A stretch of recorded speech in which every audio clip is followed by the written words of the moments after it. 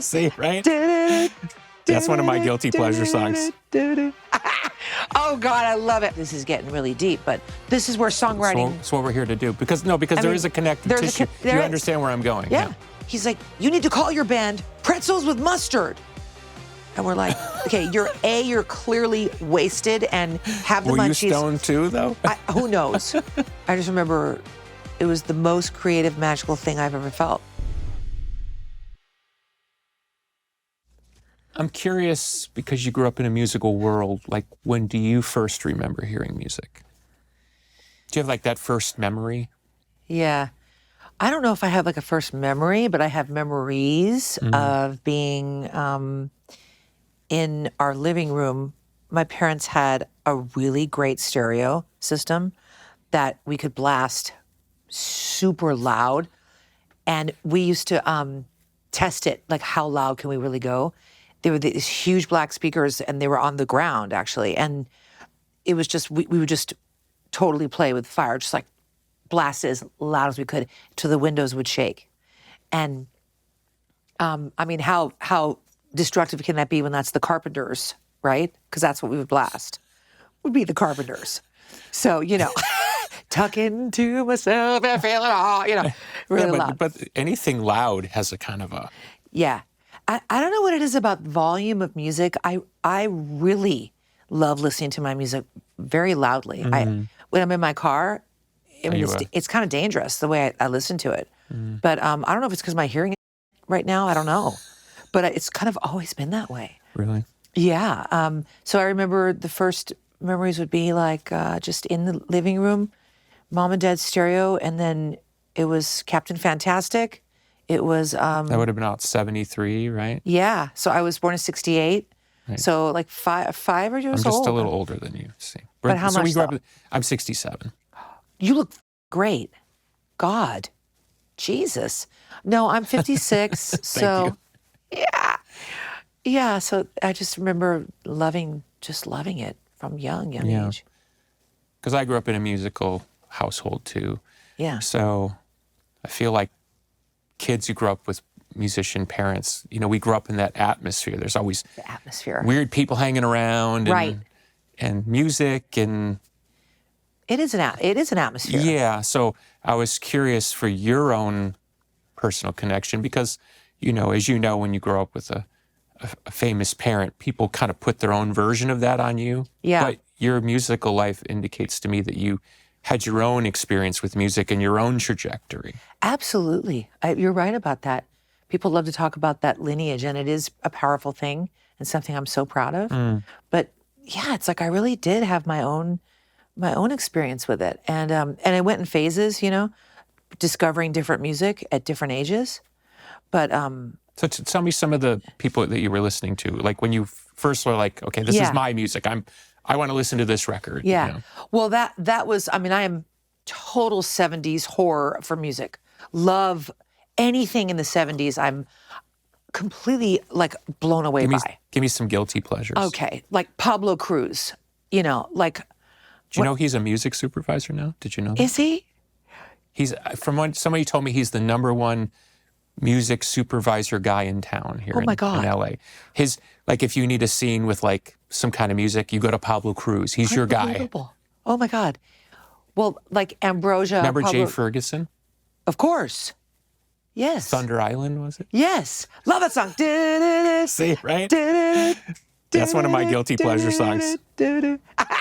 Oh God, I love it. I love a groove. Like that's the thing that got me was like, that's why I love like Michael Jackson's music, because he had these like rhythm, like these groove things. And I think all his songwriting like started with that, with some kind of groove in his mind. Yeah, you always think like he's always very rhythmic in his writing. Yeah, rhythmic. Yeah.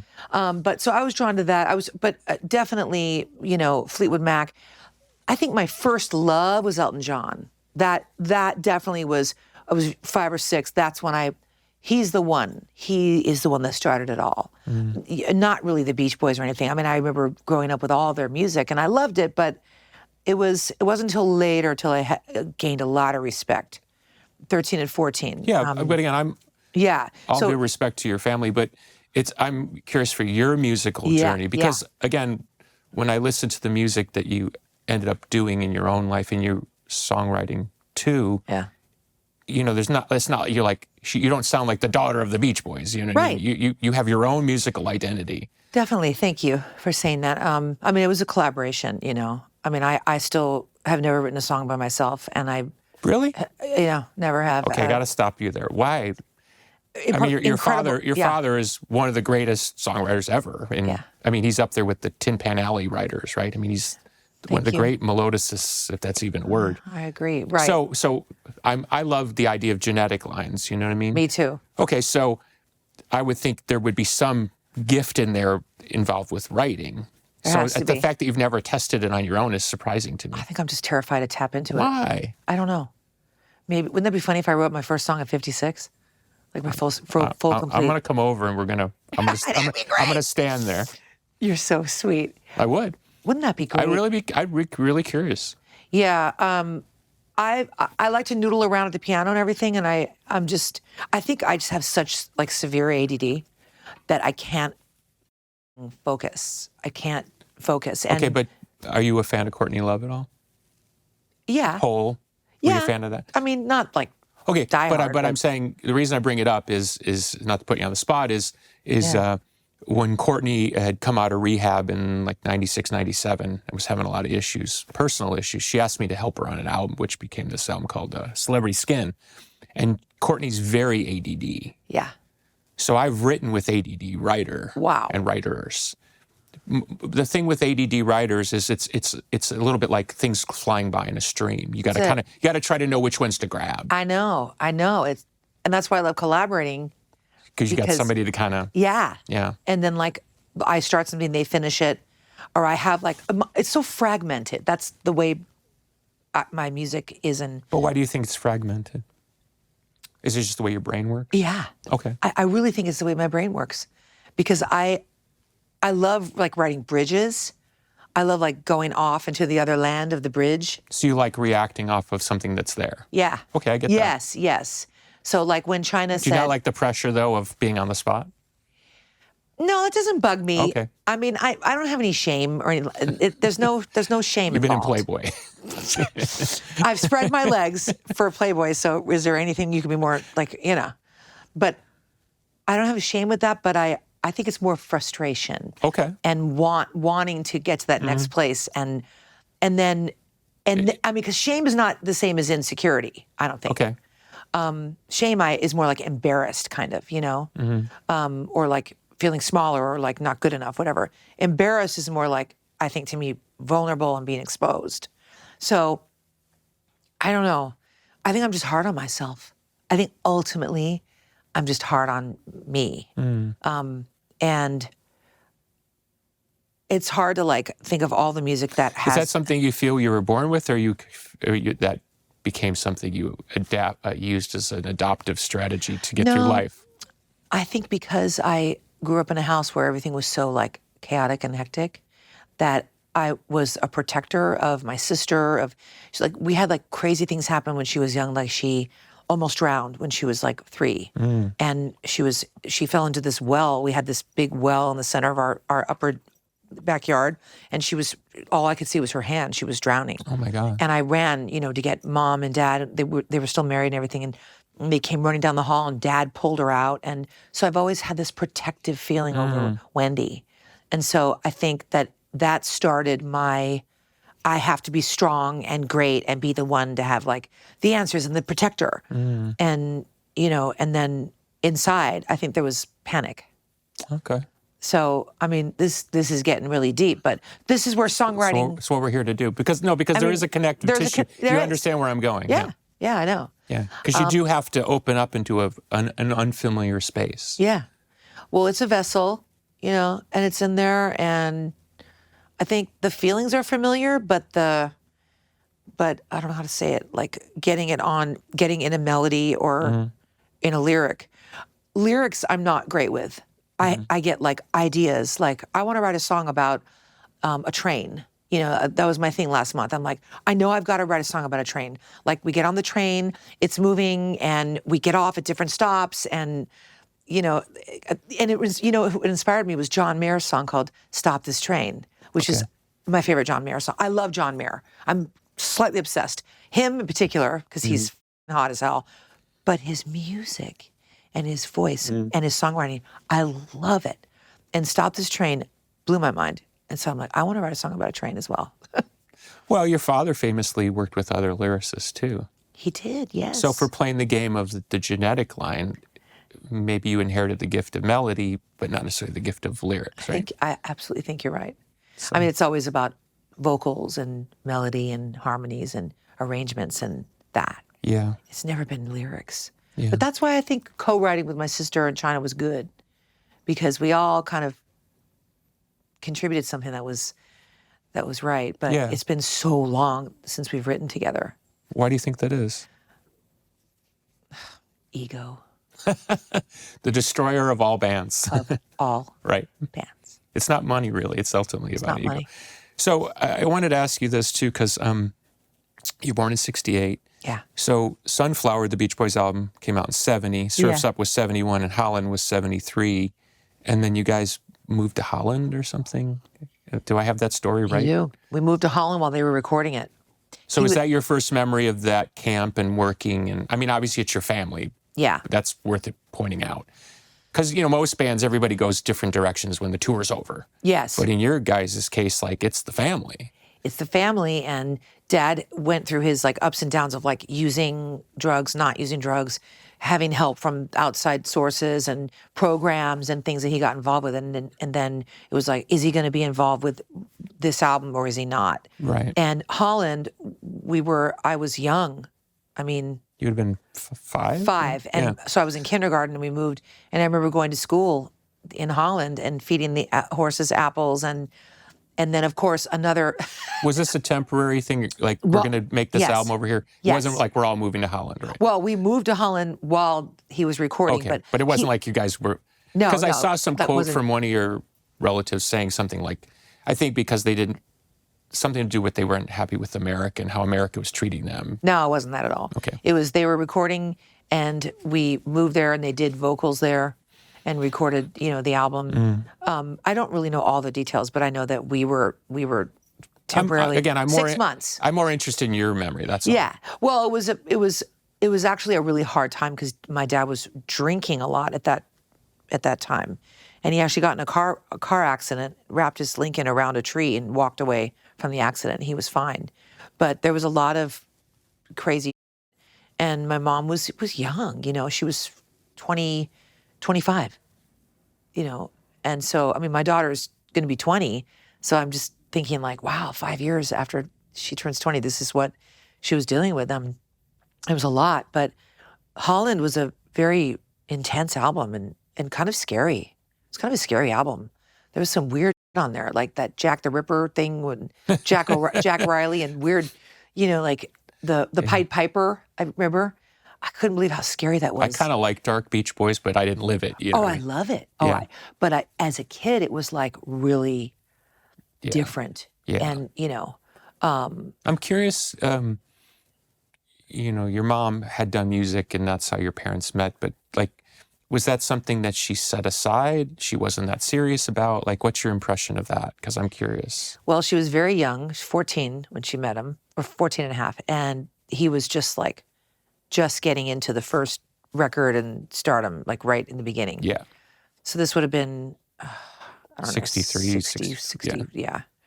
And so she went to a concert and she was in the front row and she had some hot chocolate and my dad said, "Can I have a sip?" He was on stage and he took a sip and then he like spilled it all over her. And then he Interesting way to meet. Right. That started it. And then he proposed to her while he was in Germany over the phone. He asked her to marry him. He was in Germany touring. Very rock star. Very rock star. Yeah. And Mom was 16. And my grandfather was this man who looked exactly like Einstein, like a clone of Einstein. German and big, thick accent, an incredible man. Escaped like World War II on foot, just like went to Chicago, met my grandma, and my parents adored my dad. Sorry, my grandparents adored my dad. like beyond, and he loved them. She was this short little Jewish woman, and she was a great cook. God damn it. And he loved her matzo ball soup. So he would go, and they had a little piano, and they just fell in love with him, and they trusted him. So they trusted him. And, you know, back then people were getting married and hooking up so young. Right. But it was like they knew that he was the one. Just to not skip past the question, was music something your mom, I'm not saying she abandoned it, but it seemed like she had a moment and then it just didn't happen. Like I don't think it started until him. Like, because my impression was she was doing something before she met your father. No, I don't think so. I think. Oh, okay. I don't Maybe think I so. got the story reversed. You know, I don't know the answer to that, and I don't know why. Maybe it's all the pot I smoked. I forgot. But like, like I just remember she and Auntie Dee Dee and Ginger, they had the Honeys, and Dad, produced them, and they were great. Yeah, because I've read something, but again, it's the internet. Who knows? But it was something about she was doing something on local television, and that's how they met, or something. I don't know. It's not important. It's more just the idea. Yes. Was there a musical ambition from your mother's side of the equation, too? I think there was. I think she was very interested in Did she ever really return back to music at any point? The Honeys reunited in like the 80s and or late 70s, and they made a record, and it was really good, actually. I remember them recording Temptation Eyes. My mom sang it great. But my favorite music was my mom and my Auntie Dee Dee. They did an album called Spring. They were a group called Spring. And it's, have you heard it before? No. Oh my God.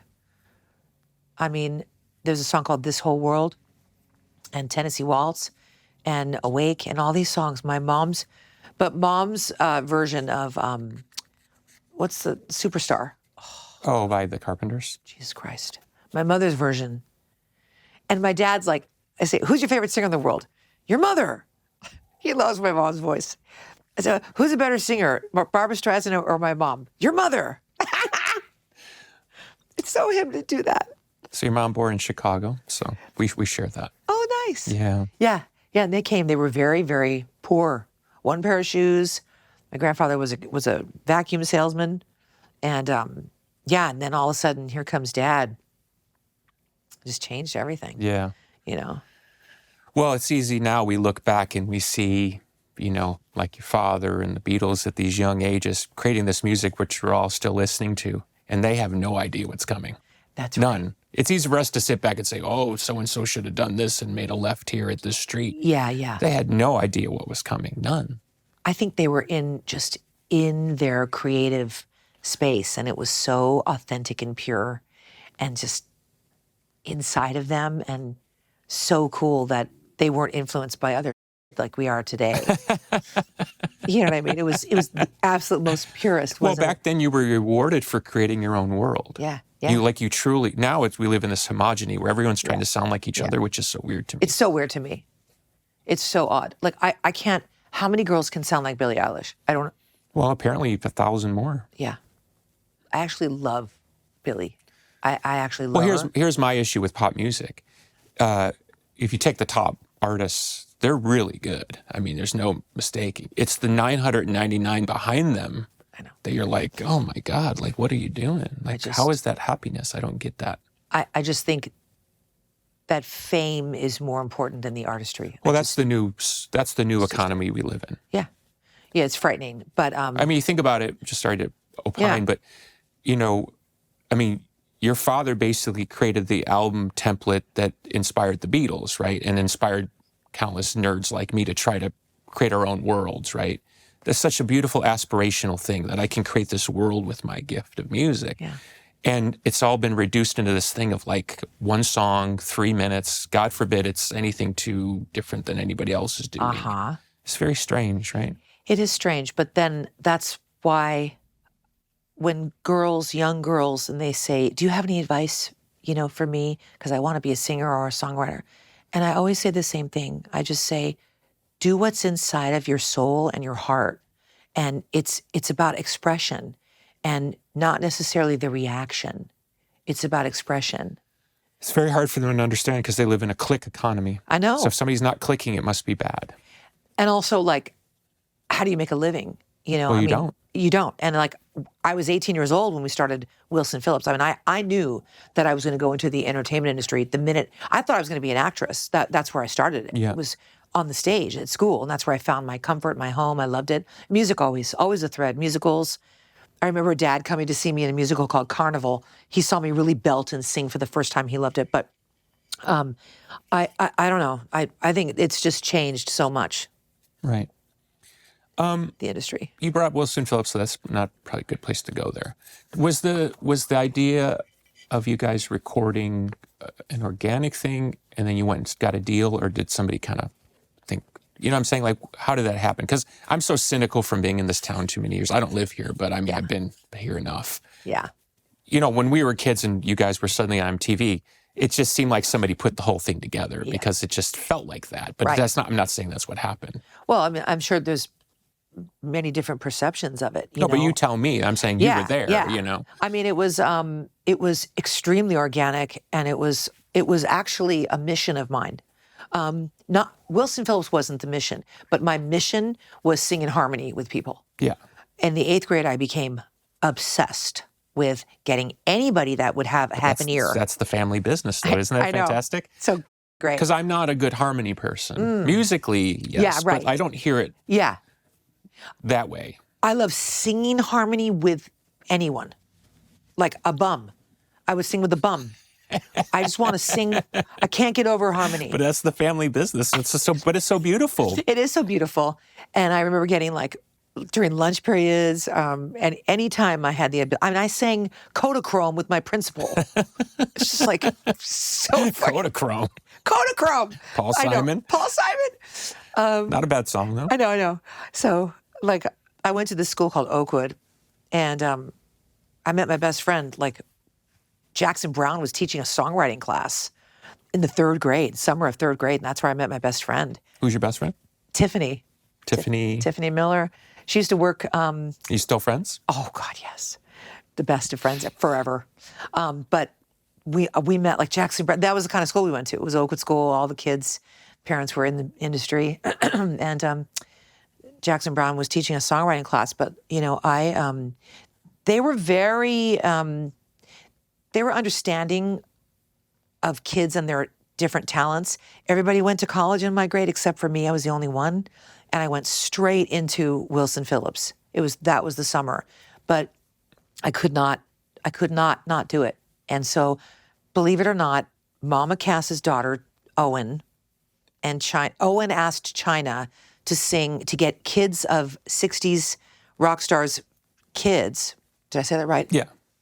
Together for a charity record, like record one song and give all the money to charity. So it started as a sort of a egalitarian. It did. And it was like, it was Donovan's kids, Jerry Garcia's kids, Zappa's, the Wilsons, the Phillips, and nobody wanted to do it. What do you mean no one wanted to do it? Everybody passed it. Nope, not into it. And there was a Rolling Stone article, and it was Annie Leibovitz did the cover, and we were in it. It was a horrible picture, but it was like the first thing I had in a magazine, and it was Wendy and I, and other kids were featured. And I think that's what sparked the idea for Owen. But nobody wanted to do it except Owen, China, Wendy, and I. So it was the Wilson girls, and then the Phillips family, and Cass Elliot. Yeah. Mamas and Papas Beach Boys kids that came together. And we, of course, and I was like, this is when I was big stoner. So it was always about waking up and just getting ripped to the, just always smoking pot. Did your parents know you were smoking pot? Yeah. And Mom, and I actually forced her to take a bong hit, and she was trying to put her whole mouth Had she like never over been the stoned, or? I think she got stoned, but at one point she just like let us do it, because I never got in trouble, but she knew that we were potheads. Okay. And I know that sounds crazy, but no, I know a lot of parents like that. She trusted us, so all we wanted to do was just get stoned and listen to music. And the CD had just come out, so I couldn't get over how crispy and clean and lovely it sounded. So like the first CD I bought was Genesis, Abacab, and which I love. I had that album too. Oh my God. So we're basically the same age. So we've had the same, we've been damaged by the same music. Oh, I love it. There's nothing like the drums on Abacab. So Abacab. My dad saw that tour, actually. Oh, how lucky. Oh my God, he's the most underrated artist ever, in my opinion. But so it was Abacab. You just talk about Phil Collins. Phil Collins. Oh God. And then Wild Heart, Stevie Nicks album, and a few more. But got everybody, Heart. And we started singing Dog and Butterfly, and it was like, okay, let's hear what it sounds like when Wendy, China, and I harmonize. And it was like it was like a tidal wave, you know? It just like the sound enveloped us, and it was the most warm sound ever. And Owen sounded good too, but her voice stuck out. Too much, yeah. It didn't work with our blend. Yeah. And it was very sad. So then we were singing, and it was like, oh, come over again and let's just sing again. Let's just get on the floor and just harmonize. Yeah. So it just started with the love of that. And then my mom came down from upstairs and she said, what are you doing? And we said, we're singing harmony. And she goes, I hear you through the ceiling, through the floor. And that's the harmonics that cut through, yeah. She was like, you sound so good together. Do you know that? We said, yeah, we can't. we love it, but we don't know what to do, you know? And then China goes, I think we should call my mom and ask her, because she knows a lot of producers. So we called Michelle. Yeah. And she's like, I know Richard Perry's a great friend of mine. And he's produced the Pointer Sisters and Barbra Streisand and Carly Simon. And I was a big Carly Simon, fanatic. And Barbra Streisand, my favorite singer of all time, you know, and Karen Carpenter. But Barbra Streisand was another love. Elton and Barbara, whew. But so we were like, okay, we're going to call Richard Perry. And he goes, well, why don't you rehearse something and then come over to my house? Another fellow stoner, you know, so he was a big stoner. So we sang, all we could do was prepare 5 words from a Stevie Nicks song called Wild Heart. And that was your audition? That was it. It was just Dare My Wild Heart. And we went in. You still remember your part? I don't know. Sorry. I'm always the low harmony. I'm always the low. Well, you got a nice chest voice. Thank you. But China never knew how to sing harmony. So we had to teach her. And she still really doesn't know how. She does, but that's why she's better on melody. She just can't. Wendy naturally goes to the high. I naturally go low. And it's always that stacked of and I don't know technically the term, but it's China's middle, I'm low, and Wendy's above.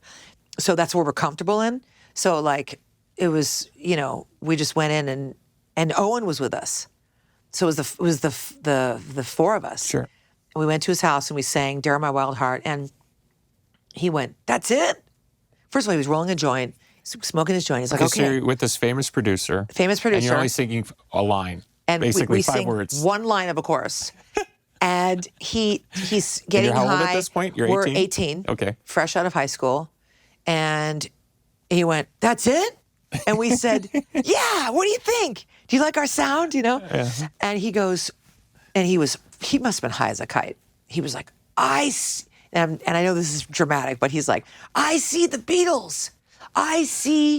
He's like, you need to call your band Pretzels with Mustard. And we're like, okay, you're clearly wasted and have the munchies. Were you stoned too, though? Who knows? Probably. I don't remember smoking with him. Yeah. But it was part of the thing, the producer just getting high. Yeah, I guess. It was just so part of it all. But we were like, yeah, that's all we have. And he's like, oh, I know what to do. I'm getting you together with another producer who was a writer who's a producer who's worked with the Pointer Sisters. You guys have to get in the studio and get comfortable around a microphone. So we went in. It was good advice, yeah. And we recorded, our first song we ever recorded in the studio was Mama Said. Mama said there'll be days like this. Oh, that one. I was confusing with the Lenny Kravitz Mama Said. Yeah, no. Mama Said. Oh, I know that song, yeah. Yeah. Mama said there'll be days like this. And Mama said. So I had the high part, which was the most, I can't even get, it was so high. I don't know why he had me singing that, but I had the high part. And so it was cute. Do you think he was, because your father famously would sing very high. Do you think he was trying to test you up there to see if you had that same falsetto? Maybe, but he didn't know us. He didn't know our. Who was the person? It was Richard Perry. So Richard Perry takes you in the studio. Richard Perry produced us for that song, okay. but Jim Tract was the one who got us comfortable. Okay. So, I was just trying to understand. Like the associate. Yeah. He was the executive producer. I get you. Richard was the executive producer. So, but he was a strange producer. He actually said, this is so politically incorrect today. He was like, he goes, can you sing it a little more like retarded? But he didn't say it right, though. He meant like retard, like slow it down or something. Oh. So I heard it as retard. That's the way I heard it. It was really weird. But anyway, so then he said, the only way you guys are going to get any respect in this business is to write your own music. Wow. You have to write your music. Beautiful advice. Thank God. So he goes, I know the guy, and it's Glen Ballard. So everything changed the moment we met Glen. It was the greatest thing that ever happened to us, ever. Ever, ever, ever. Just the only thing I can think of is just magical, golden sparks of love. That was really weird. But yeah, that's it. That's it. It was just beyond. Living in Encino, in that little garage. And I have the best memories ever. Okay, so give us a snapshot. Just go in and he was telling us that he came from music publishing. He worked his way up. He worked for Elton John, MCA. He wrote a song called Man in the Mirror for Michael Jackson. And so he had you there, right? And we were like, what? Yeah. And with Saida Garrett. And then we started. Was it called Wilson Phillips? Was that your guys? Okay. We had no name.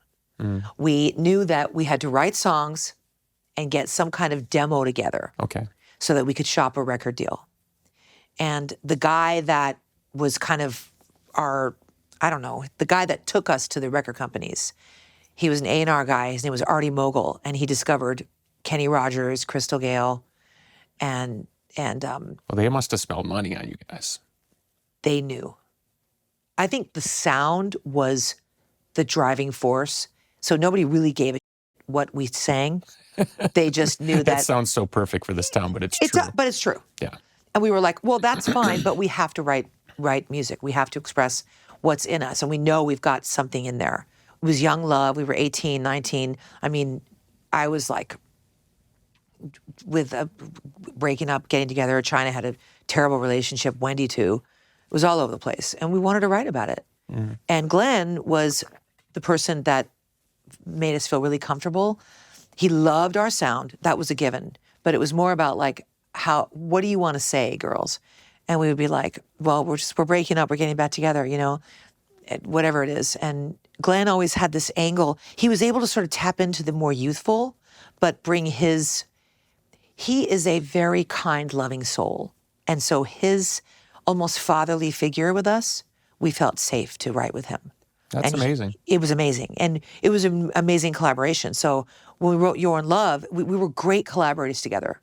We all could it was, because 4 people writing together can be hard. But it was like, he would start some kind of melody on the piano, and then China would go, oh, how about, this? And then I would go, well, wait, let's move to the left and try this. It was just really, and then Wendy would have a great lyric idea. And it was really wonderful, that whole process. It was so long ago that, I'm 56, so that was 38 years ago. So I just remember it was the most creative, magical thing I've ever felt. And it was very purposeful. It was like, there was this goal. And when we had, so we would make these, we would start with a track, and then Glen would record the music, and then he would say, take these tapes home and see if you can come up with some melodies and lyrics. And we did a lot of writing like that. Okay. So we would have writing sessions separately and with him.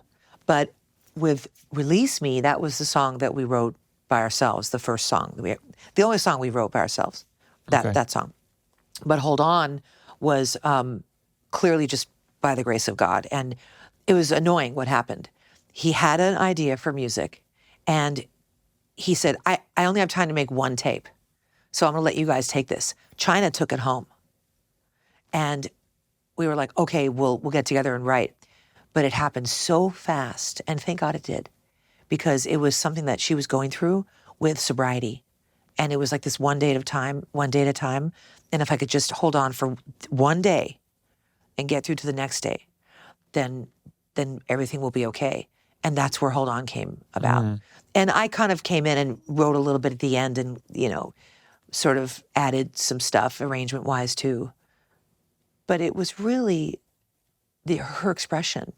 And when she presented it to us, it was on a yellow pad of paper. And I was annoyed because I thought, well, I didn't get a chance to contribute to this. Right. Wendy was like, we didn't get a chance. But it was so good. And it was nearly finished. It wasn't quite all finished, but it was nearly finished. And we said, oh, God, that driving, someday somebody's going to be, what a great, driving chorus. And then, when the harmonies would come in, it was just, we knew it was something really big. Well, what, 10 million records? 10 million records. Wait, let me look at my little stats here. Yeah, 125 weeks on the charts, Grammy nominations for Album and Song of the Year. Yeah, Best New Artist. So that's pretty heady stuff, 18 years old.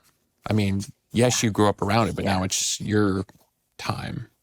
So we were 22 when we spent 4 years in the studio writing songs. Okay, I didn't know that part, yeah. So it was 18, so I was 22 when the first album came out. And we spent a long time writing and trying to figure out, just getting a stack of songs together. And then, so Artie brought us to Charles Koppelman and SBK Records. And I remember Valentine's Day, we had met with every record company there was. And what was the general vibe? The general vibe was we love this sound, and but there were people that were very, very negative. You're just riding on the coattails of your parents. Is this real? And what does that even mean? Yeah, I don't know. It was like, but then again on Valentine's, my brain would go to if you were trying to sound like the Beach Boys or Mamas and the Papas, but you weren't. We weren't, but it was because I think we were harmony-based that it was like... That's what happens when non-musicians make decisions about music. Right. Because there's only so many different ways to do music. I know. And it was frustrating, but there was just a few people that got it. Yeah. And one of them was a guy from MCA. I forgot his name. He ran MCA for a while. And I woke up on Valentine's Day and I had roses delivered by 7 record companies. And I remember the card from MCA. It said, roses are red, violets are blue. MCA is the home for you. Somebody took a long time to work on that. So it was like, oh, so we literally got to pick the record company that wanted to sign us. Wow. It was an unbelievable position to be in.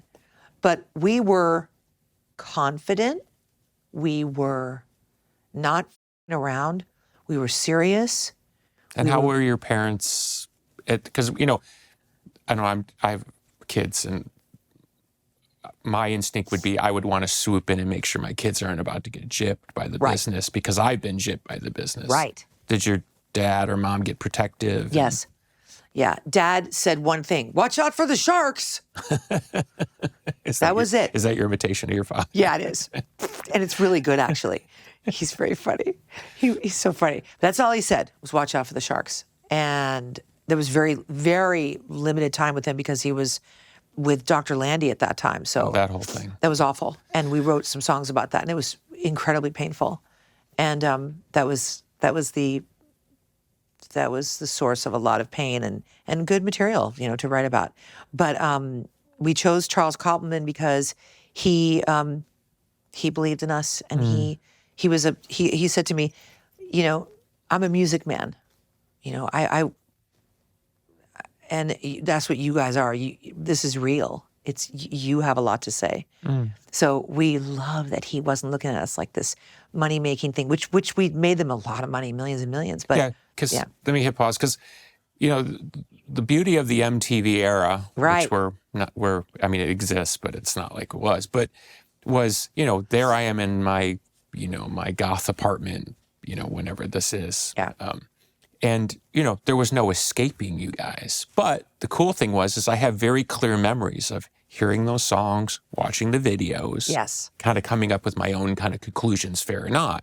But the cynical part of me assumed it was some sort of construction. So it's cool to hear that it was organically driven. And I didn't realize until I did the research to interview with you is that Glen was involved. I know Glen a little bit. And it makes sense to me, you know, that he was so instrumental in that. He had this magical way of letting all three of us express ourselves, and strong personalities. Wendy has a strong personality, but it's more of she's a strong woman. She's a survivor, but she's not vocal. She's not very vocal. And I'm horrifically vocal and controlling. Hadn't noticed, but. Very controlling. And it was. Am I doing okay so far? You're so funny. You're amazing. You make it easy.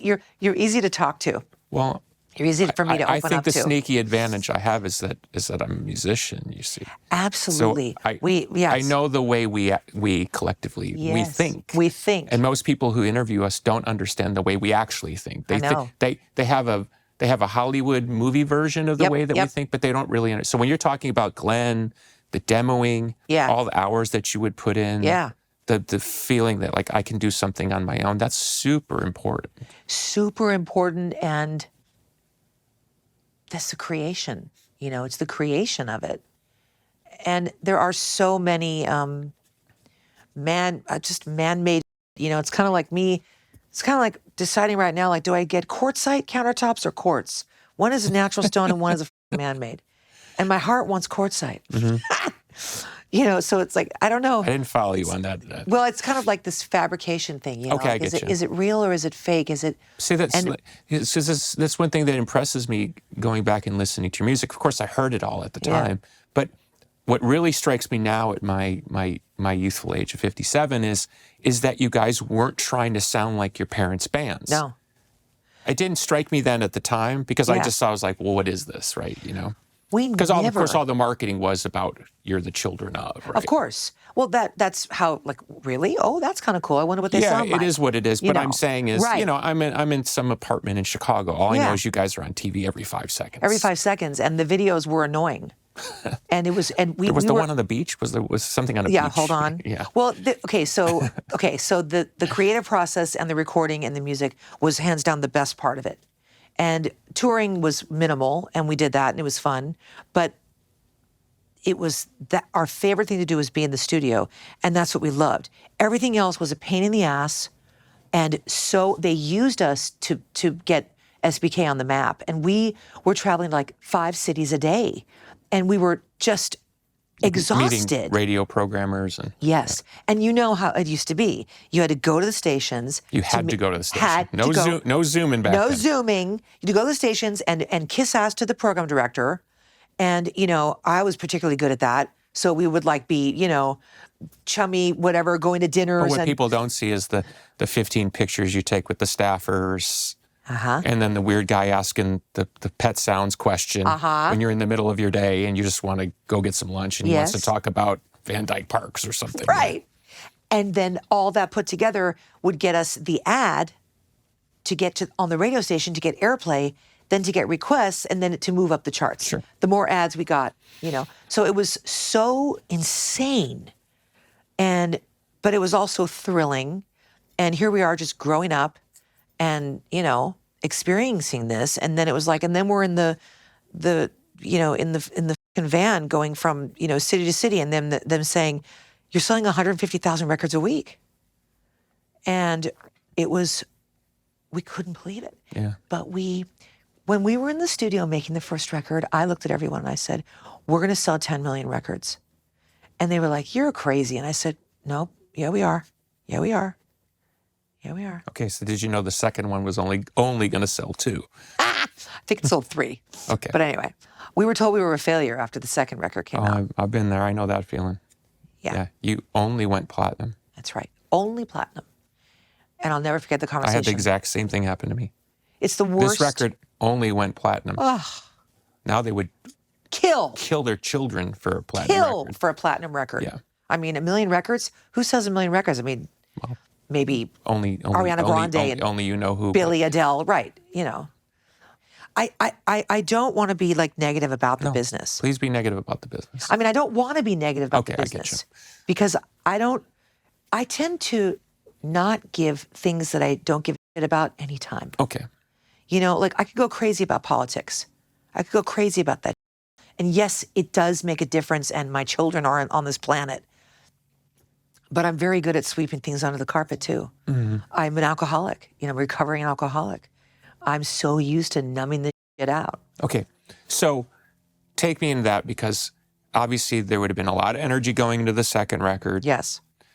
Was it the musical atmosphere of the time? Obviously Nirvana had all kicked in there. You got grunge. You guys were about as far away from grunge as you could be. Although, don't let me forget. Okay, I know I'm derailing. Please. This is important. Later on, something happened with a guy who co-wrote Impulsive, and we wrote with him, and this has to do with you. So, okay. Okay. So you're saying. We'll hold that. Okay. So, what do you think were the circumstances that led it to only selling 3 million records? Which, again, it sounds crazy because that's still a very successful record. We had new managers come in. They were Janet Jackson's management, HK management. Right. And they were on this kick that sex was going to sell. Right. And that we were two girls next door. And we needed to change our image. Oh, geez. And that image was everything.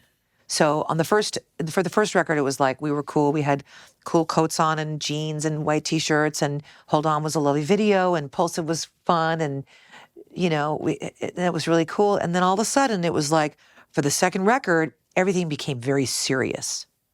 The fighting started between the group. The pressure to make another album that was going to be as successful as the first one. Is that why musically it feels a little bit more? No. Okay. That was personal. We were grieving our parents. I shouldn't say it like that. We didn't get a chance to feel all the emotions growing up with songwriting and being able to get it on paper until the second record. And it was like our life was on pause from 18 to 22. And then at 23, we had to make the other record. And what were we going to write about? Well, we were all in therapy. We were all, you know, growing up and facing inner demons.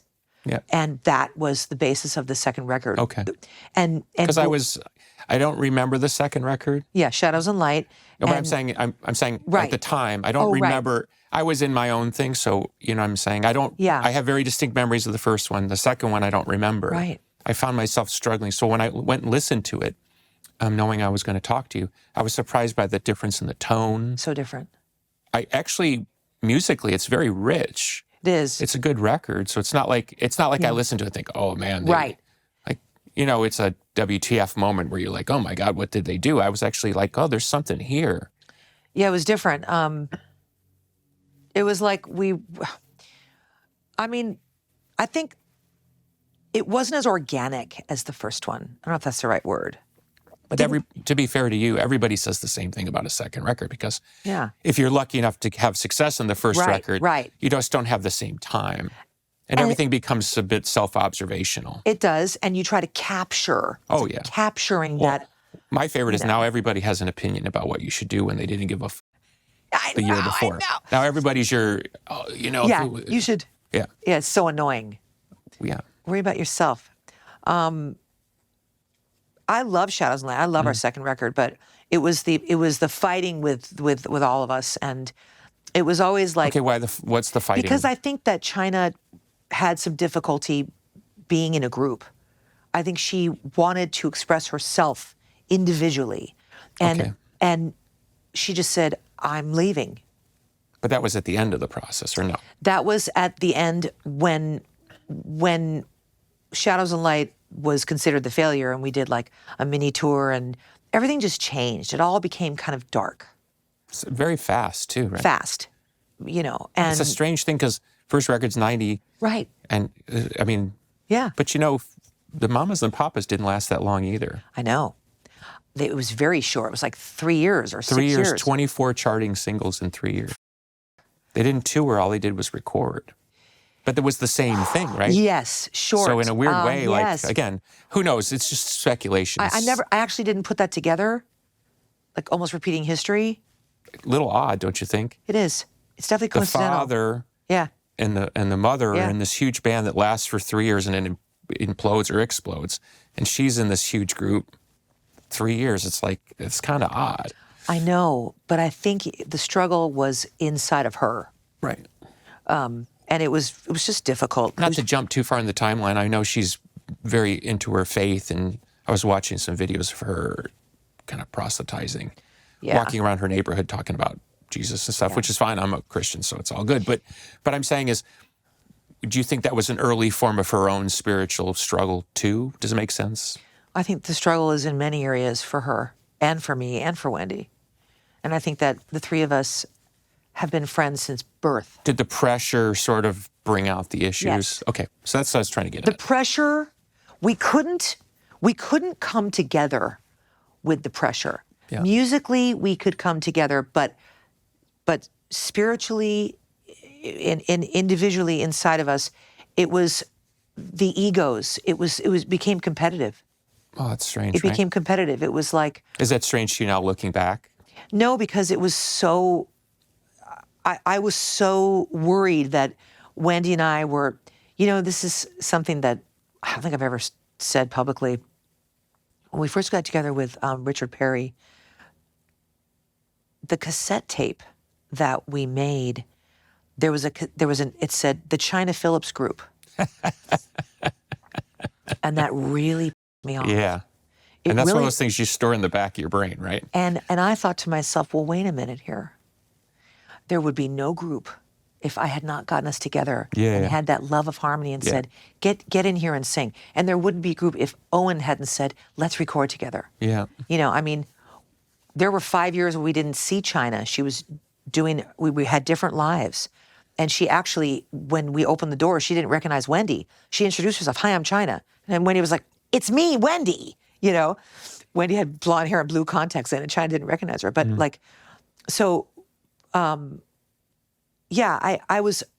I felt like we got off on the wrong foot. And I've always been the person, I love an ensemble. I love collective thinking, collective love, collective energy. And I feel like that's the best way to get the most out of it. You want to be a solo artist? Great, go. But when it's the three of us, it's the three of us. Yeah. And clearly, that's, the proof is in the pudding. Yeah. That's what made the group, is the three. So when there was kind of like this, I want to stick out, I want to go solo, it upset me. And I had to accept it. And I remember crying on the phone to Glen, saying, how could somebody walk away from something so successful? No matter how many records Shadows and Light sold. How could somebody walk away? I don't understand. Yeah, it is odd in hindsight that it's a story that really doesn't have a middle or an ending. It's just the beginning, and then it just kind of, I know you guys have done other stuff. Yeah. But that's different. Hasn't ended. Right, but you know what I'm saying is, right. It would be like if my band only put out 2 records. Right. And it was, it's the kind of like the what if.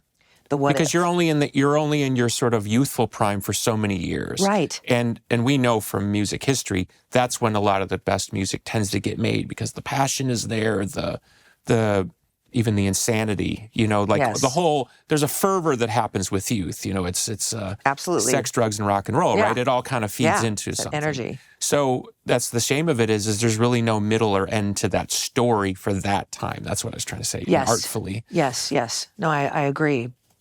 I just couldn't get past the shock.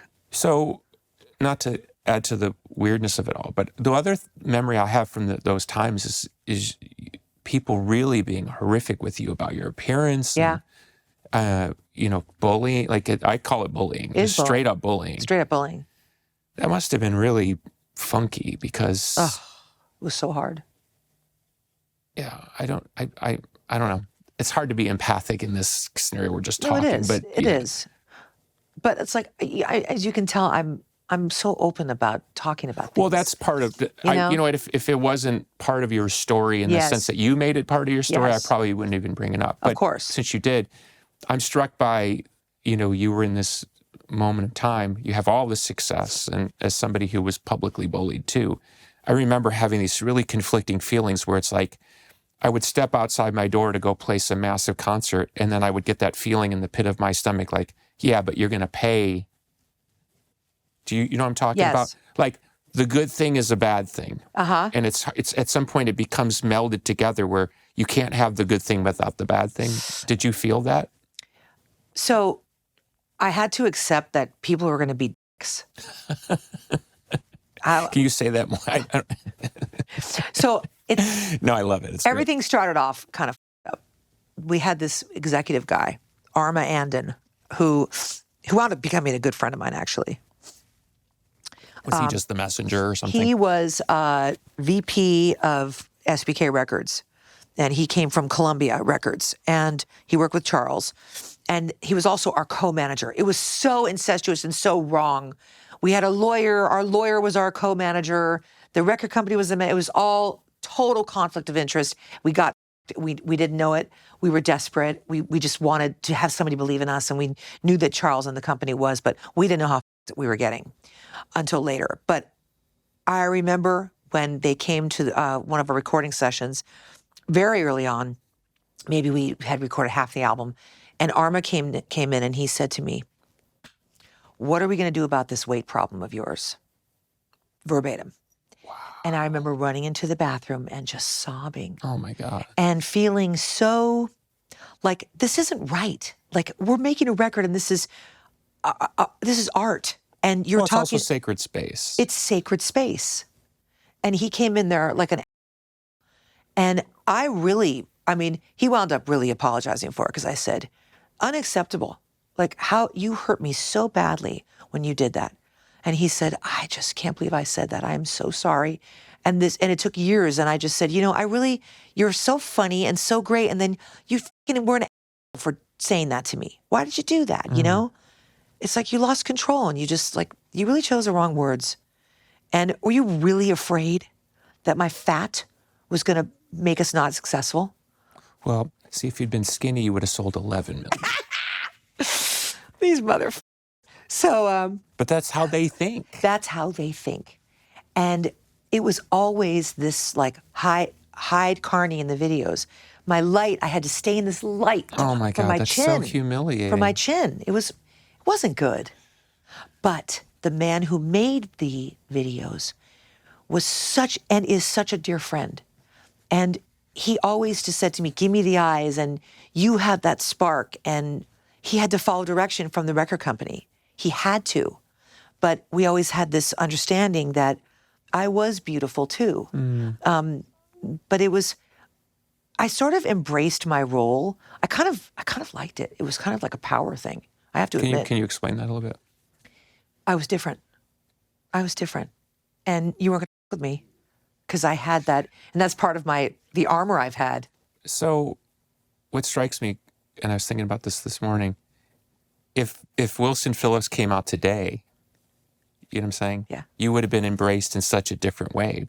Absolutely. Now, you've had something to do with that, with body positivity stuff, but who you are and what makes you who you are, people would be so different. It must strike you as slightly ironic. It's ironic, but I never tapped into that negativity. I don't like negativity. I feel like everybody that made fun of me was just unhappy, and it was an easy thing to do. But that generation too was mean. So mean. But there still are very mean people. Oh no, that hasn't ended. But we're Gen X, and so every generation has its version of X, right? And we're not accepting it anymore. For some reason, our generation was very comfortable with bullying.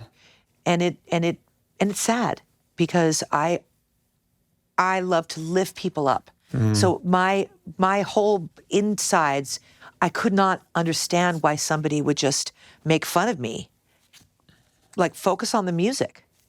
Who cares if I'm heavier than the other two, know? But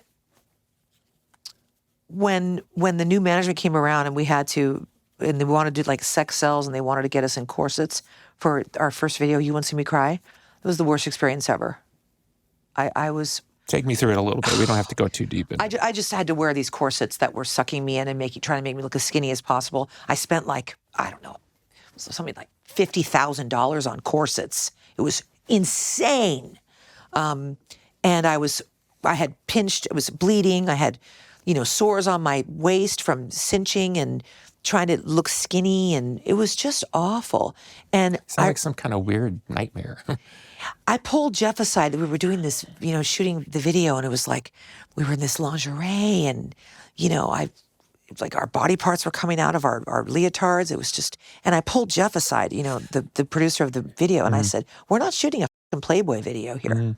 Like, what happened to the girls next door? Like, you really think this is the way we should be doing this? Yeah. I mean, in a movie, this is where I would turn to the camera instead of say, like, you realize how strange this is? You have 3 young women in their physical prime. Yeah. They've just sold 10 million albums. And within the space of about 1,000-something days, you're trying to completely change who they are, what they are, and why the public is attracted to them. I know. And it rubbed me the wrong way. I bet. But I loved the music. So I was like, at some point... Did you sort of rationalize it? I did. Okay. I did. I also was like, oh, okay, we're still, the puppets, we still have a record deal. We're contractually obligated to make the video and perform and do what they say. See, what you didn't know, I was across town telling everybody to f*** off and say no. I love it. I said no to everybody. Did you? Oh, yeah. Oh, my God. I wish I had the balls to do that. Today I would. I look back and I can't believe how crazy I am because I said no to these people. I just looked at them and I said no. Oh, my God, that's awesome. And they would threaten me and threaten us, drop us, and I'd say, go ahead. And they just didn't because there was too much money to be made. It's so sick. It's a sick, sick business. It's so sick. Do you ever see Day of the Locusts? No. It's a famous book from the 30s, but it was made into a movie, I think, early 70s. Nathaniel West was the author. Yeah. But it's about early Hollywood and the dark side of exploiting people. Yeah. And the characters, there's like a fake Shirley Temple with the stage mom. Yeah. And the wannabe hottie who just is willing to stand in the back just to say she's in the movies. Yes. But he wrote this book in like 1939 or something. Wow. But it really gets at the dark underbelly of this town. So what I'm trying to illustrate, and again, turning to the camera, is here's a perfect example of you're from famous families, you have a very successful record, and somebody in an office decides, nope, not good enough. Right. And that's the thing. Not that this is the price of admission to get in the business. Right. This is the price of admission to stay in the business. To stay. And we were told our record company president said, you're a failure. And when those were his words, you failed. This is Koppelman? Koppelman. I remember sitting outside of my house, sitting outside on my lawn chair, and he said, you're a failure. And then he said, well, China, you're going to do a record, you and Wendy alone then. Is this the Christmas record? So this was before the Christmas record. We tried to do some stuff, recorded some demos, and it was good. But then the Christmas record, he said, let's just do a Christmas record then. Oh, these people. So I know. But then Wendy and I made a Christmas record that we are very proud of. I love our album. I'm not yet in the Christmas spirit, so I haven't listened to it, I admit. But oh, it's so good. The harmonies are so good. I remember recording it, and we wrote "Hey Santa," and they still play it. It's so much fun. We'll be in concert now, and it'll be like July, and they're like, "Hey Santa!" Gosh, that's so intense. I can't even. It's hard for me to form my thought on it because I just feel the ick of the whole thing. Well, it's just. So how do you pick yourself up off the ground? Well, get a talk show and move to Connecticut. No, right. Wait. This is my. You got my cue here. What? Just bear with me. Okay. This is your. I think it's incomplete, but this is your life in television. Oh right. So, acting. Yes. 60s show, 70s show, Sabrina the Teenage Witch, American Dad, Bridesmaids, Glee, talk shows, Carnie, The Newlywed Game, Carnie Wilson. Emmy nominated for best. God bless. Yeah. Karaoke battle, Celebrity Wife Swap, Wilson Phillips Still Holding On, a reality show about the band's reunion. I mean, I don't need to read them all. That's a quarter of it. It's been years. Right. So I'm so many things. Was it the survivor in you that was like, I'm just going to keep working? I went on Howard Stern, and a woman said, anybody that can stand up to Howard Stern needs a talk show. And about 22 new talk shows came out that year. Right. I was just one of many. Did they try to turn you into like the gossipy Ricky Lake kind of thing? They kept saying to me, we love you because you have an opinion. So don't ever be afraid to show, to give it your opinion. Well, when the wife beaters came on the show and I said, you're a cocksucker, they were very upset. So, I couldn't hold back. Too much opinion, yeah. Too much. And then also I had the other nightmare where they said to me, "You're gaining weight. We see it." Oh my God. Second time that happened. So it happened in the music business and it happened in the TV business. My God. And I just, and I mean, and his name was Jim Paratori. He died actually. So he was riding a bike and had a heart attack in France, I think. He died. But he gave me a job, which was very nice. It was telepictures and it was syndicated all over. I was on after Regis and Kathy Lee. So that was fun. I did it for 155 episodes and I loved it. And it was The Survivor, but it was also like fun. It was an adventure. Okay, but I'm the reason I read that list, and it obviously it includes the present day, but is it like my music career's over, or I need to find other stuff to do? I'm trying to understand that moment of pivot. It's many interests. Okay. It's just music is on hold and we're not touring. But was that painful to you? Yeah, it was, because every year I would ask China and Wendy, "Are we going to get back together?" And the answer was no. So I had to make a living. I was excited. I mean, I was excited for different opportunities. And one thing would lead. Well, why didn't you? Okay, couple questions. Yeah. And understand the context of the question. It's not there's no accusation. It's like, okay, so let's just go simply. Why didn't you go solo? Why did she? No, why didn't you go solo or just decide to do Wilson Sisters? Well, But I mean, all in meaning not. Well, we were still under contract with the record company. We had to deliver more records. Okay. So we But started my sense of it is the energy went out of it. Is that fair? The energy went out of it, but before I got into the television, which was really, it was kind of like, I tend to be OCD with things. I get fixated on, So I get you were fixated. all in on TV. I was all in on TV, but I had no goal.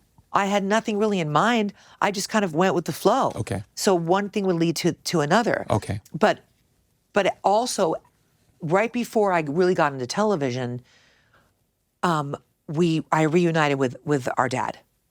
Okay. So that came through music. Was this because of estrangement and Landy and all that stuff? Yes. Okay. So he was done with Landy. We got him away from Landy, and he recorded a song with Rob Wasserman, the bass player who passed away. And he had done collaborations with different artists, and so it was two artists and him, Rob. And so he asked me if I would record a song with my dad. And so we did a song called Bells of Madness, Fantasy's Reality. And it was the first time I was in the studio with him as an adult. And he cried the whole time. He walked back and forth and cried the whole time. And I remember singing, and he loved it, and it was great. And that was the beginning of the healing of our relationship, and it was through music. And this doesn't surprise me. And then we sang on a song called "Do It Again" that Dom was producing. But is this like a remake of the "Do It Again"? Yeah, it was like a remake.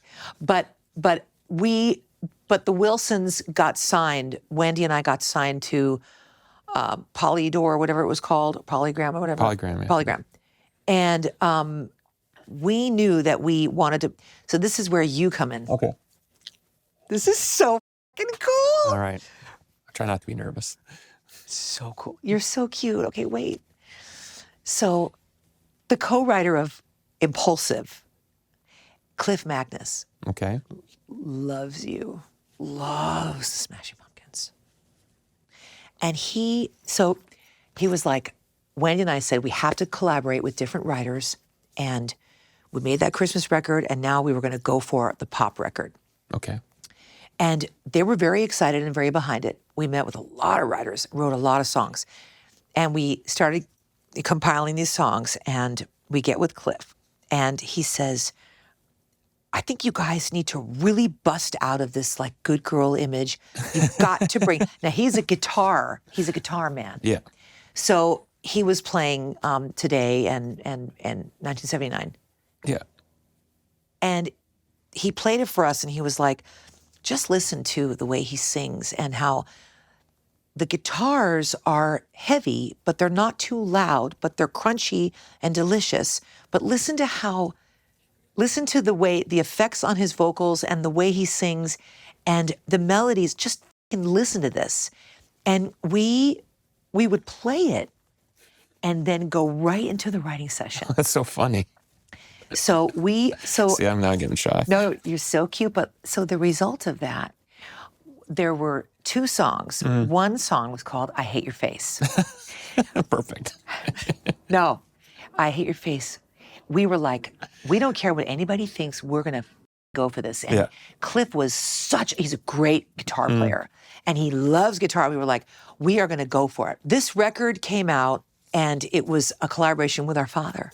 Oh, okay. And so we did some songs with Dave Stewart from the Eurythmics and wrote a song with him, 2 songs with him, and our dad was a part of it. So it was like this, it was called The Wilsons, and it was really Wendy and I, but it was also our father. But we did 4 songs with Cliff. I think it was 4, maybe 5. And I Hate Your Face was really cool. And I am so proud of this record, and it never saw the light of day. And the real never fans, came out? it came out, but it just Oh, one of those, yeah. One of those. We went on stage and did this song. I was determined to like show people that we could like rock out a little bit. And so I was literally like, we would be like, "You're in love," and then I'd be like, "I hate your face." It's a cool idea.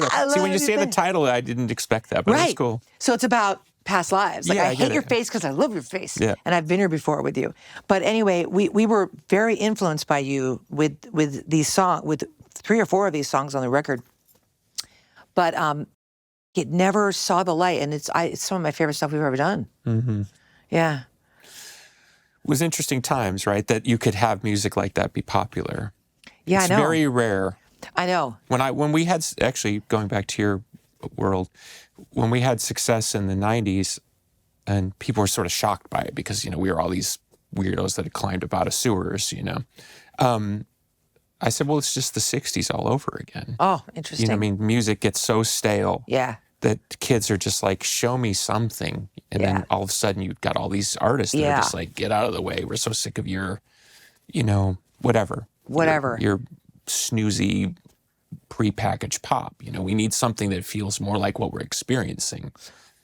I think you're in like a category of your own, to be honest. Well, I was very inspired by the 60s bands. That was always my thing. I looked at that, I would look at your family's world and the Beatles' world and Zeppelin and say, love Zeppelin. Why can't we just be that? Why can't we just do our own thing? Why can't we just make our own world? Like, why do we have to be like anybody else? No, I know. But your voice also has a sound. It has a certain sound to it. Yeah, it's your own unique sound. It's you. That's a different podcast, just see. That's okay. I'm allowed to say that. You can take a compliment. You can say whatever you like. Thank you. I'm curious because we haven't talked about, obviously we talked a bit about your dad, but like, how were your uncles and stuff with your success, and how were they supportive? And yeah, they really were. But not Dennis, because Dennis died before. Dennis died when I was 15. So he was always like this mysterious, sexy man. And he was my uncle, but like I get butterflies around him. He was very handsome.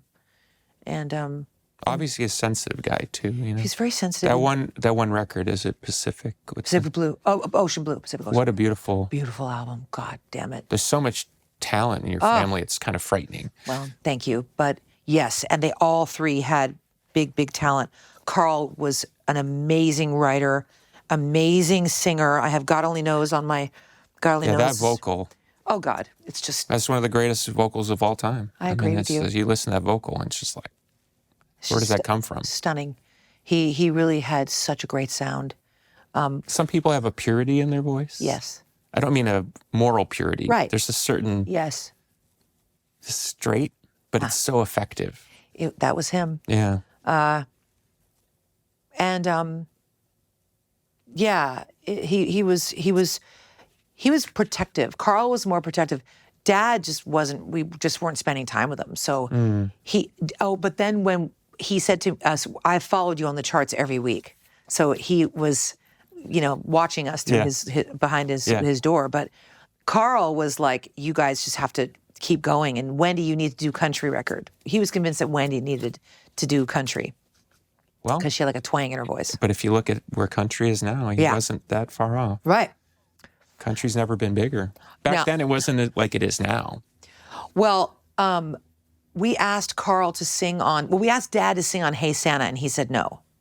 So that was probably just because he was someone told him, no, you can't do it. But Carl came and sang backgrounds. And I remember him singing on it, and he sounded great. But I miss him very much. I think about him all the time, and I have pictures around my house, and I feel his spirit a lot. And my dad really misses his brothers, like a lot. Yeah, it's intense because if you look at rock history, like the Davies brothers, there's an intensity when they're in the same group. I think it's hard for. I didn't have that, so I tried to beg my brother to be into music. He wasn't. He wasn't into it. I'll tell you a quick funny story. So, my like you were talking, my voice has this quality, right? Sound. And we got it. My father actually sang higher than me, but didn't have the cut in the voice. That came from my mother, but my mother didn't sing. So my brother had no interest in music, didn't want to play. He's more of a take stuff apart type of guy, and now he's an artist. And I was driving in the car with him one day, and he was listening to a song, and he forgot I was in the car, and he started singing along, and it was that voice. Really? And I'd never in a million years thought. Interesting. Because he's got the same genetics, duh. So it was the only time, and I begged my brother, I was like, please sing on a record with me. And he was like, no. Oh. And he's got the same weird, whatever that voice is. Oh. But I heard it outside my body for the first time in my life. I was like, what a trip. And it was, as like, because of siblings, it's the same, but kind of different. Yeah. The tones. Tone? Yeah. So I was like. Totally. I mean, I begged him, please just sing on a record. I'll make it easy for you. Like, sing one note. But that's like my daughter, Lucy. Lola's totally into music, and Lucy is too, but she won't do it. She's not a performer. They don't want to perform. They're too embarrassed or something. Yeah. Yeah, he doesn't have that. Or they don't. He doesn't have that narcissistic need for constant attention. There's definitely that. I just really believe that is, of course. Just look at me, please. More. So I cannot find your 2003 soul album, which was called For the First Time. It never came out. Oh, okay. That's why. Okay. I'm like, I'm Googling away, and I'm like, where's this record? Had a baby, and then. So it's just sitting there unreleased? There was never a full recorded album. Oh. I recorded a couple of Diane Warren songs, and then we just stopped the project. Oh, okay. So that's what. Yeah. That's the problem with the internet is like you can't get to the bottom of certain news. But I recorded a lullaby album. That I heard, yeah. That is a beautiful record, and I sang "You Are So Beautiful" with my dad, and that's one of the prettiest recordings we've ever done. So I'm not trying to belabor the point about body stuff, but being in the public eye and having this relationship, and then even kind of being very public about your struggles with it. And I read somewhere about, because you did say about being alcoholic, sobriety, and can you kind of just, and I guess what I'm asking is a very general question, but you tackle it how you want.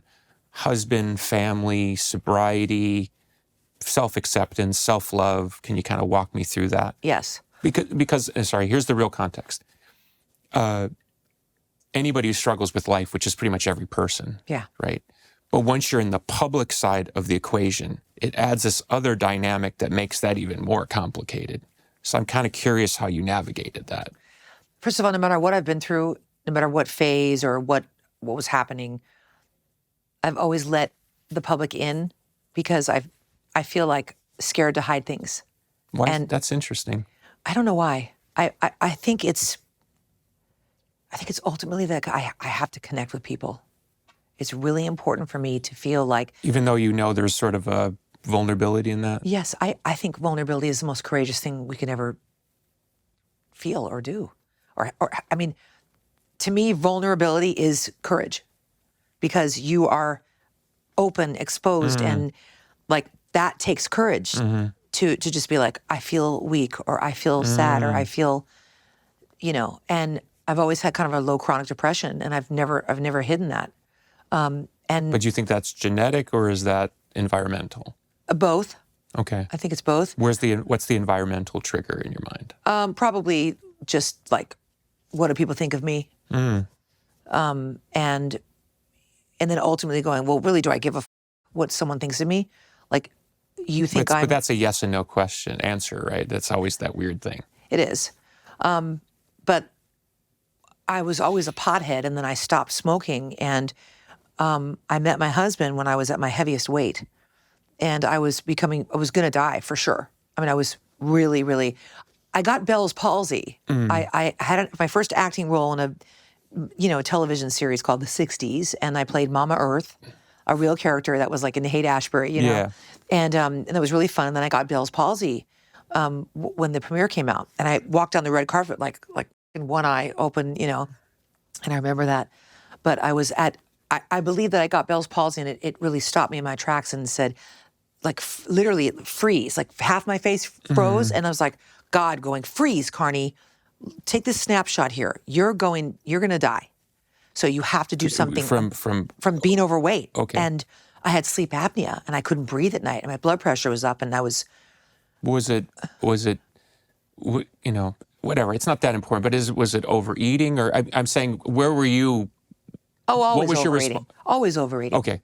Oh, yeah, just completely broken up with the boyfriend. I was working at a needlepoint store. I didn't know what I was going to do about money. I was very depressed. I had gotten Bell's palsy. I had one acting role, and and then Beach Boy Al Jardine asked if we would go do some shows with him, with his sons, and Matthew and Adam, and we had this great sound together. And then we started performing, and I met Rob on the road when I was with Al.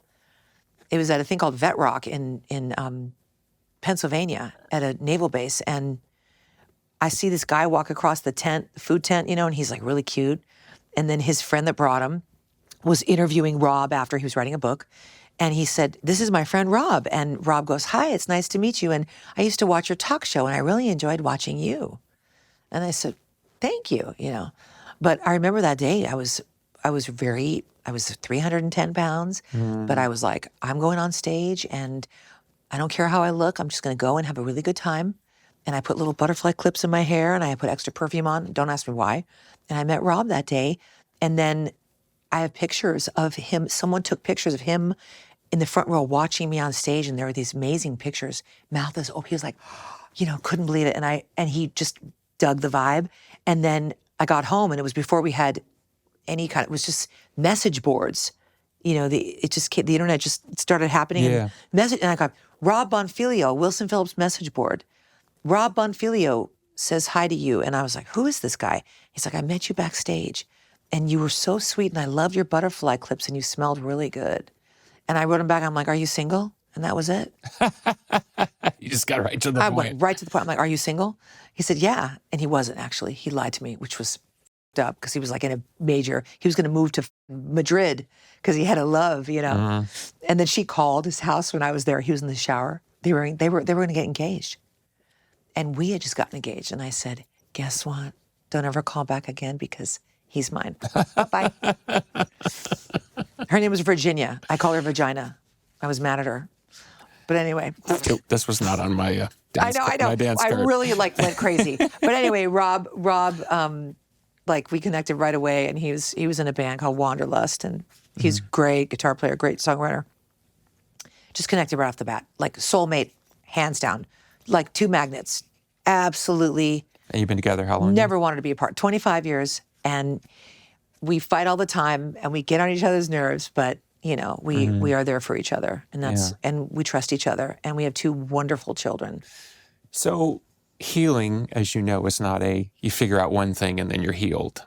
I always say it's a three-dimensional process. You fix one thing, and then you have to repair this other relationship. Of course, and then like whack-a-mole. it's always, Yeah. So kind of where are you at in that arc now? I would say that, when we did get together, it was 5 years had passed, and I had lost a couple jobs. I did some talk show hosting, and I was very just behind with taxes, and money was not good. And I started drinking. And after I lost a bunch of weight, I had the gastric bypass surgery. I said to Rob, I'm going to get this surgery. It was right when I met him. And he goes, well, is it safe? And I said, yeah, it is. And he goes, well, do it. I'll be there for you. And I became another person, and I wasn't used to being skinny. I got down to size 4, and I went from a size 28 to a 4. Wow. And I didn't recognize myself at all. How'd you feel when you were there? Did you feel better, worse? I physically felt so much better. and I could do so many things, and it was great and wonderful, but it was absolutely terrifying. And I remember just like crying on his chest, and I go, I don't know who I am. I don't know who I am. When I look in the mirror, I don't understand who I'm seeing. It was really trippy. And I had a little therapy with the therapist. He said, you have to literally grieve the old body. And I tried. That's interesting. Yeah. He said, you have to say goodbye to the old body. I'm asking you a psychological question, but is it an attachment to something? Yes, it's an attachment to my identity. It was my identity. Okay. So like I couldn't. Because there are some schools of thought, and I've only read these things, it's not an opinion, that sometimes people who put on a lot of weight, they almost want this physical barrier. distance. Yeah. Sure. Oh yeah. I can't say I understand it, but I always looked at it like strength. I know that sounds weird, but like I'm not going to get raped because a guy's not going to find a fat girl attractive, or no one's going to hurt me or come close to me. I didn't want attention from guys. I was scared to get attention from guys. So kids, marriage, life. Didn't know if I wanted to have children. I was just really drinking a lot. And I said to Rob, I want a baby. I'm 37, I'm 36. He goes, you're not in any shape to have kids. And that really hurt me. And I felt... But was because it was true? Because it was true. Okay. Yeah. And I spent a year asking everybody if they thought I was an alcoholic. So they were like, well, we don't see you drink that much. Well, because I was hanging out in my closet. And, So anyway, I got sober, 12-step, and I'm still in it. And it's the greatest thing that ever happened to me. And Rob was there. He's been there through everything. And then I got pregnant 2 weeks after I got sober. And, Lola was our first gift. Mm. And, just we've moved a few times. We've moved like 4 times since Lola was born. And it's hard because we've just like in and out of like making money, not making money, enough money and not enough money. So I lost my home, and then we were renting, and now we just bought another house. But like it was just 20 years of no drinking. I've really grown up. Sobriety has taught me how to settle into my own skin and just being a woman and knowing what I want, what I don't want. Yeah. And what brings me peace. And I live for my children, We've been sharing music together since they were born. So that's a whole other thing that's been happening. Being able to sing with my kids I thought it was great singing with Wendy in China. Oh my God. We have the best sound. Do you harmonize? Yes. I was like a trainer, like a Navy SEAL, drill sergeant. like a drill sergeant. You're flat. Do it again. But let me tell you. So, I think this is a good way to finish. So, I've known different people because when your father was living outside of Chicago. Yeah. I knew Joe Thomas a little bit, who helped kind of get your father going again musically, and then some other people from Chicago I knew. And so, as you do in this business, when you meet different people, you're like, I was less interested in let's call it the constant chatter about your father's mental health, which is obviously, I'm not making light of it. I'm saying that's been the number one topic of conversation with your father. I'm ultimately more interested in your father's musical ability. Me too. And, I've seen him play live in those years with the Wondermints and that whole thing where they were doing Pet Sounds. And I saw one beautiful night where there was like a UCLA or something. Yeah, I remember that. I was there, and Al Jardine came on and played. It was just beautiful to hear that music live. Yeah. And of course, your father, varying degrees of participation, but whatever. He wrote it, and of course. Who cares if he's in the front row? He's there, and it's a beautiful night. But I think the cool thing that I remember hearing, and I got to tell you one little story, the one time I met your father. So I said to somebody, like, kind of like, let's call it how with it was your dad in this scenario. And they said, well, we would rehearse up all this material with all those complex harmonies. And, you'd see him, he'd be kind of staring off into space and thinking, oh, he's just not really here. And then somebody would hit a bum note, and he would go like, Oh, yeah. And he'd go, no, it goes like da-dee-da-boo-ba-boo-da. And they're like, what the holy sh. Yeah. They said his understanding of polyphony is frightening. And until you're in it with him and you see it in action, you're like, holy cow. It is so remarkable. And as his daughter, I trip out a lot. And I'm so like proud of him for being the survivor he is. And the contribution to music, I don't want to cry, but like his contribution is so beautiful. And the layers of all his music is just so beautiful. And the thing that what I want people to understand is that he is so grateful. He is so grateful to the people that love his music and the lives that he's touched, and he's aware of all of it. And he's also more aware of everything, and people don't realize that. Yeah. He's run by fear. Hands down 100%. Yeah. And 100% of the time, too. He is run by fear. And it's so funny because so am I. So I see a lot of similarities with us. And that's why we relate to each other so well. This is why you need to write your own songs. I know. I'm telling you, I'm coming over. I need to tap into this. I'm going to sit there and I'm just going to be quiet and listen. And just listen.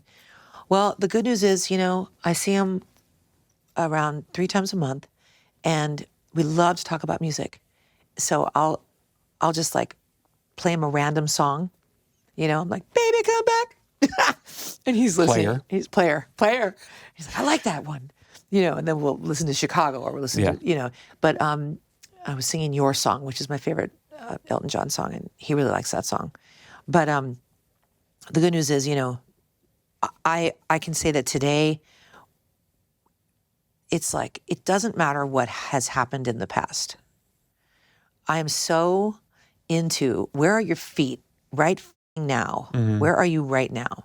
Mm-hmm. And if I keep thinking about that past stuff, because he's haunted by his past. So, but it's so strange because... but can you define that at least a little bit? I'm not looking for gossip. I've never known anybody that can live in the past and be in the future, be in the present like my dad. It is the weirdest thing I've ever seen. He is a remarkable person. He's got so much that he wishes he could take back. And I know that he has regrets. But I think that his childlike quality and his love for just food, and I know he loves his children and his grandchildren, but he has a problem expressing love. It's hard for him.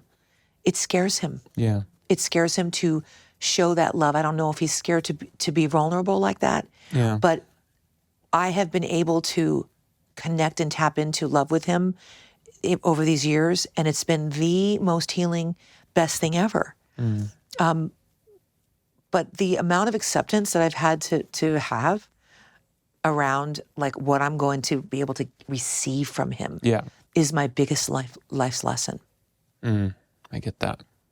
Yeah, it strikes me, every person has a mythology, and to me, this is my version. I didn't live it, but it's like he's the Promethean myth. He tapped in so early to such huge elemental forces. I mean, he didn't just tap into the zeitgeist of like surf and where music was going in the 60s. He literally tapped into the American songbook, the wider American story. And even he went for these crazy things, the West, I can never think of the name of that song where it's like kind of a Rio Western. Grande. No, it's after Pet Sounds. It's got like barrel house piano and something he wrote with Van Dykes, but it's like Orange Crater Art. Heroes or Heroes and Villains. Yeah. Yes. It's like he's like trying to do John Wayne movies. So cool. It's like what is happening? So cool. So again, this is my projection, but when you tap into those elemental forces, and you in your own way have tapped into them, when they invert, and they invert at some point on everybody, Frank Sinatra on down, Elvis. Love Frank. Those same forces run you over. Yeah, for sure. You know what I mean? Well, people don't know how to deal with it. Well, by the way, there's no manual. There's no website. No. Here's what you do when your career goes the wrong way. Right. I think my dad is afraid of his own. he doesn't know where it came from. Because I asked him one time, how did you write God Only Knows? Or how did you write these melodies? Or how did you write this song? He said, I didn't write it. God did. So he's extremely spiritual. And I don't know what God it is, but it's his own God. Yeah. And, I feel like there is a weird, and I don't know how to say it right, with artists, there's just something that we can try to touch, but we can't touch because it's so individual. It's like it came from inside someone. Yeah.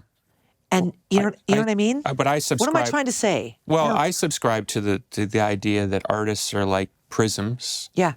I'm a spiritual person, so I believe that it does come from another place. Yes. And we just become the light refracted. That's it.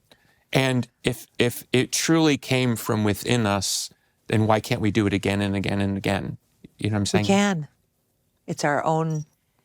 Right, but what I'm saying is there's a celestial component to certain mythological narratives, you know what I mean? Because, in your father's case, why was there this concentrated energy between 1962 and 1973? Yeah. And all this music, you know what I mean? And the elemental forces that sort of seem to push him towards certain chasms that are, obviously he had a hard time with. But again, I wasn't there. I've only read the books, Right. I mean, my mom is someone that was there.